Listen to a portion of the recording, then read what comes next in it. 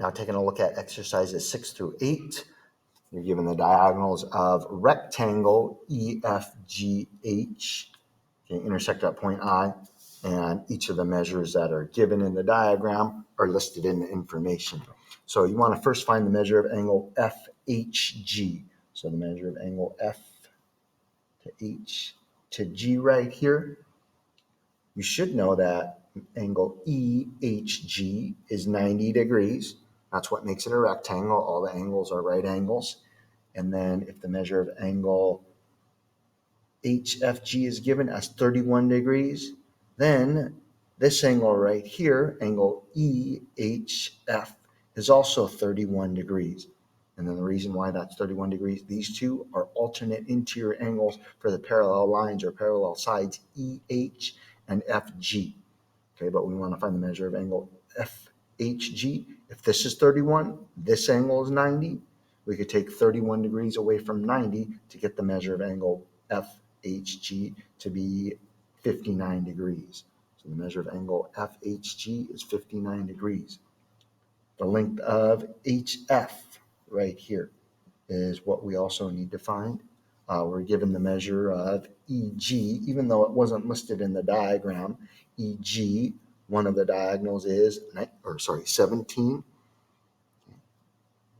Since it's a rectangle, by the rectangle diagonals theorem, the diagonals are congruent. Therefore, HF, the other diagonal, has to be 17.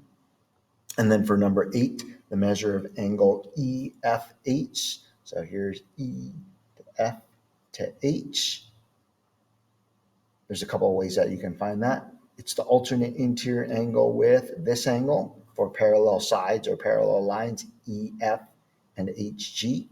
So it would be 59 degrees. Or you know that this angle right here, angle EFG, is a right angle or a 90-degree angle. This part, IFG, is 31 degrees. So you could take the complement of 31 degrees or just subtract 31 degrees from 90 to get 59 degrees.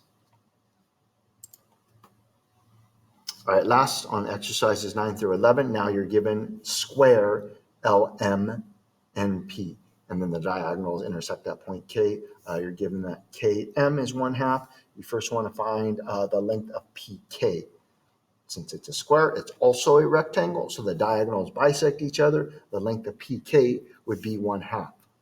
The measure of angle PKN. So since the square is also a rhombus, that's a definition of a square. A square is both a rhombus and a rectangle. The diagonals are perpendicular, so angle PKN right here would be 90 degrees or a right angle. And then on number 11, the measure of angle MNK, this angle right here. So you should know that the measure of angle PNM is a right angle. The diagonals bisect the opposite angles because it's a rhombus as well. So half of 90 is 45. This angle right here, angle MNK, would be 45. Angle PNK would also be 45 degrees. So 45 degrees for the measure of that angle.